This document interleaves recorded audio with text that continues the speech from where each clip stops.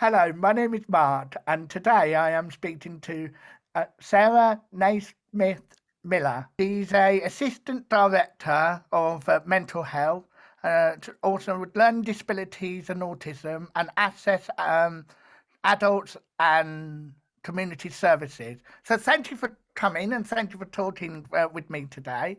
Um, so hello. Hello, Tell Mark. me a bit. Hello. Tell me about yourself. Hi, Mark. I'm really pleased to meet you today and to come and talk to you. So, really, thank you for inviting me. You will have noticed I've probably got the longest name and the longest job title, I think, probably in the county council. So, apologies for that. So, yes, the role is Assistant Director for mental health, learning disabilities, and autism and access. So, those elements of the role, really my responsibility is around adult social work teams in mental health, adult social work teams in learning disabilities and autism. And then the and access bit of the role, that really refers to what we call our front door, which is where all our referrals for people who want services, those referrals go into our front door.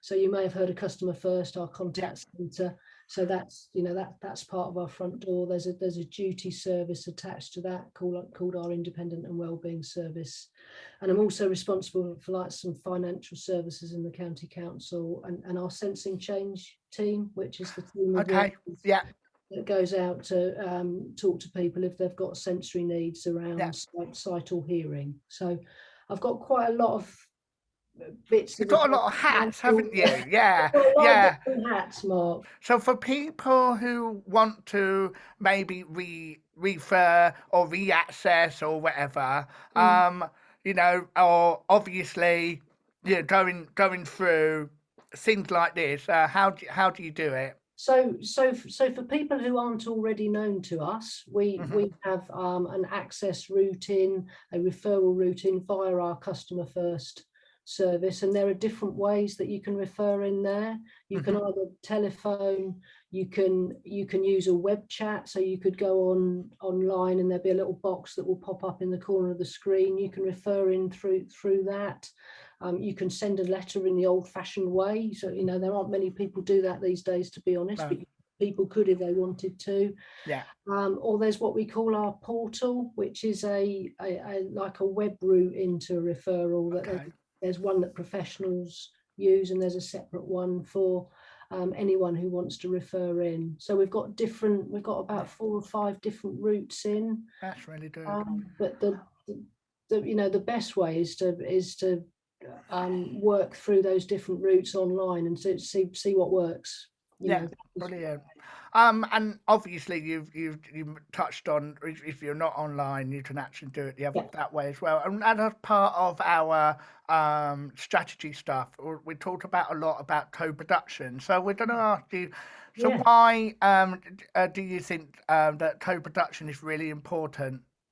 Do you know, it's really interesting because I've only been working in this role for 18 months. And prior to that, I was working as a head of ops and partnerships in one of our locality teams, so working with adults.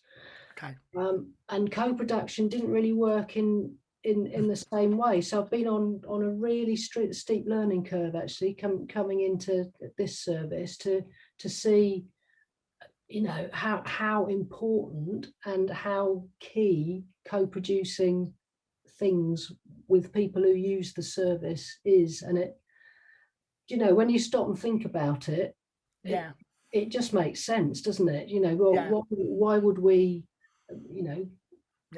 design something, come up with something new if we haven't asked the people who are actually going to be using that what they think? But I think the important thing is making sure that that's something that happens on the whole journey, because presumably there's nothing worse than us saying, this is what we want to do, this is what we've thought of, this is how we think it's going to work, tell me what you think, and it's too late, because we need to include people, at every step of that sort of redesign journey. So And when we talked about co-production in the past, we thought, oh, we know what co-production is, but a lot of the people in services don't, and so we're still very interested that a lot of the people are still thinking that co-production is still very new to a lot of people. So when we talk about it within the strategy that we're working with, I think exactly, it's important, and Yes, to learn about it, and actually, and I co-produce with different services, not just in one little bubble.